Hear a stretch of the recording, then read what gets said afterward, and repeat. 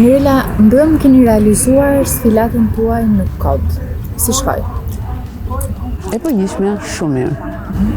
Mbas sa vitesh ktheheshit me një sfilat në Po Shqipëri? thuajse 8 vjet.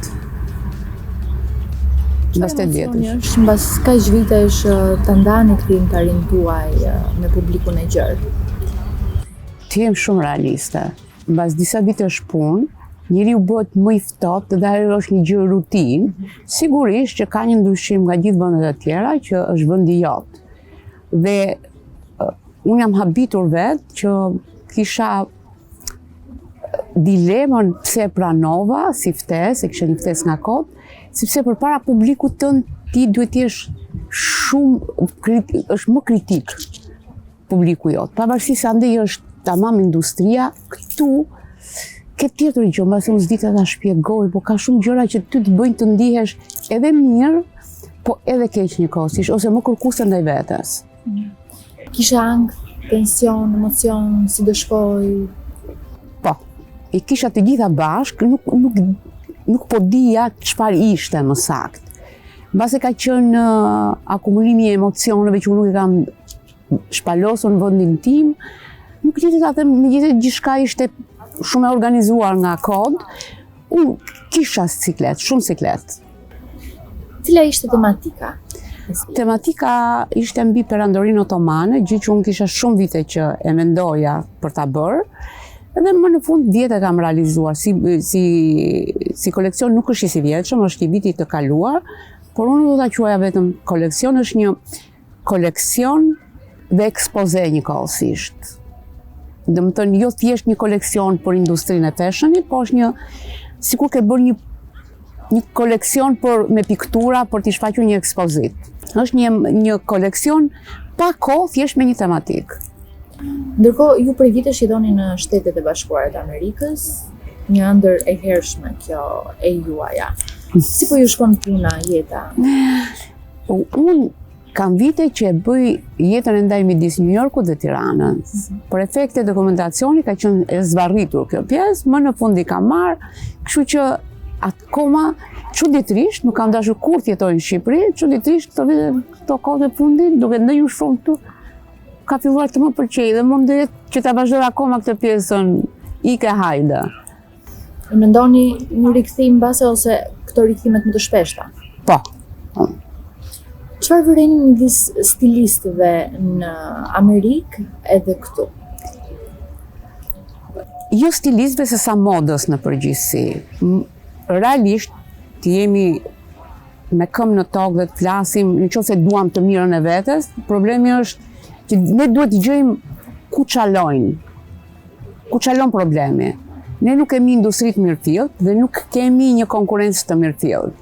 Dhe ne kemi të bazuar modën thjesht në atelier. Do të kemi më të hapur, të luftojmë më shumë që të jemi përballë fashionit në botë, industrisë që është shumë e vështirë, po është dhe shumë e bukur. Por atje tregohet se çfarë ti bën. Nuk është vetëm punë, është dhe pak fat që shumë njerëz A na shkallojnë fatin, por që unë them përveç talentit dhe punës është shumë e rëndësishme dhe fati.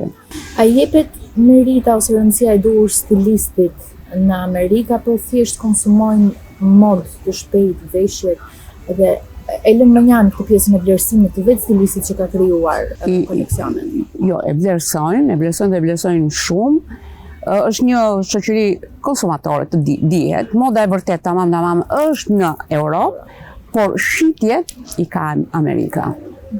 Dhe realisht e vlerësojnë goxha. Cili ka qenë projekti ose sfilata më e rëndësishme që keni pasur në Amerikë?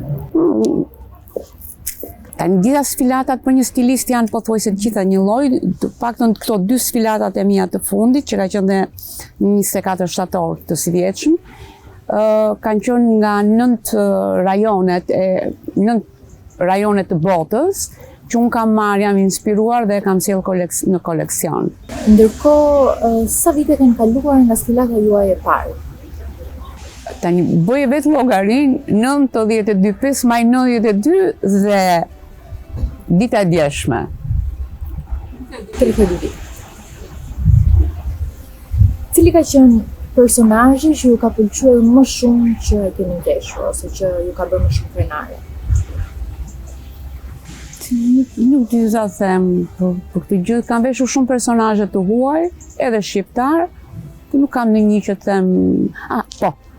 Më kujtova tani Roselini, Izabela Roselini.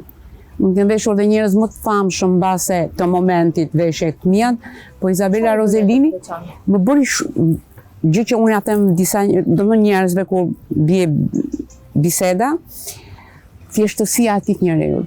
Erdhi me një staf për 5 vetash, ne na gjeti në një moment që ne ishim duke ngrënë diçka për mëngjesin para fotografime dhe ajo për të na relaksuar, ne u tensionuam të gjithë, dhe ajo për të na relaksuar, tha mund të marr diçka, tha se kam ikur nga shtëpia pa mëngjes. Dhe ne të gjithë u relaksuam, dhe kaloi shumë mirë si shut. Ndërkohë, pak a shumë të gjithë këto vite, e mbani mend sa sfilata keni realizuar? Jo, si të ta them, nuk mbaj mend. Ka qenë ndonjëra prej tyre që ju ka mbetur në mendje si më e veçanta?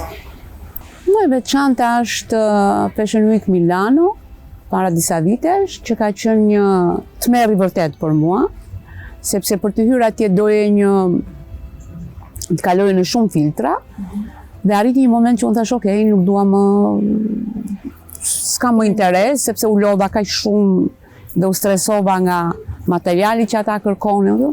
Dhe mbasi u pranova, mbarova shohun, u ktheva në Shqipëri, dhe kur u ktheva dikush më merr në telefon dhe unë tani nga që ajo jeton në Itali dhe nga frika se mos shoqja ime më thoshte që pse s'më ke ftuar, më thotë tash po ja hap mos ja hap telefonin, dhe ajo më dërgon në WhatsApp, më dërgon ke marr nga kritika, ke dalë në gazetat italiane. Kjo ka ngelur një nga stilatat e mia që më ka ngelur, domethënë më kujton se kam pas një emocion të mirë dhe të keq bashkë. Cili është ai element në krijimtarinë tuaj, në koleksionet tuaja që ju dallon ndryshe nga stilistët e tjerë, që dikush mund të shohë koleksionin ose veshjet tuaja dhe të thotë është Mirela Nurçi? Unë punoj shumë për motivet tradicionale, po jo vetëm unë, të gjithë kolegët e mi. Unë punoj shumë mbi xhaketat dhe paltot, se nga që janë dhe më të vështira, kam një lloj sfide me veten. Punoj me jakat, me mëngë, dhe tek sartoriat e prerjat. Unë mundohem punoj me prerjen italiane, gjë që është një çike pesdisur për gjithë dizajn, sepse të harxhon më shumë kohë, ka goxha probleme, njëkohësisht ka dhe kënaqësi. Kështu që kjo mbase them unë që mund të. Tani këtë pjesë nuk di unë, janë njerëzit që vlerësojnë këto që më dallojnë as më dallojnë. Po deri them që ja kam arritur deri diku. Në ato synimet që keni pasur si stiliste, i keni realizuar të gjitha ato objektivat që keni pasur në mendjen tuaj, ju ka mbetur diçka peng, pishman që se keni bërë? Unë jam shenja Britsjapit dhe ne jemi disi të çmendur që nuk na pëlqen asnjë gjë e jona, kështu që mua deri tani më duket sikur s'kam bërë asnjë gjë. Mundohem për ditë bëj diçka. Kam dhënë një premtim vetes që do luftoj deri minutën e fundit. sa të kem jetë, nuk di se do realizoj. Unë mbaroj sfilatën dhe e harroj, them çfarë do bëjmë. Nisni nga puna për sfilatën tjetër, atëherë kur do jetë sfilata tjetër ose çfarë planesh keni tani në të ardhmen? Po normal, në këto momente unë kam hyrë në industrinë e fashionit dhe duhet jem në shkurt, duhet jem patjetër në një aktivitet, sigurisht edhe në shtator. Domethënë kjo është rutinë për çdo stilist. Në shpresë Zotit inshallah do jem në shkurt me një koleksionin tim. Mirela, të falenderoj që ndave këtë pjesë të kohës tënde me shikuesit e Bordos. Ju falenderoj juve për ftesën dhe ju uroj vetëm sukses në punën tuaj dhe për hapësirën që mua më dhatë.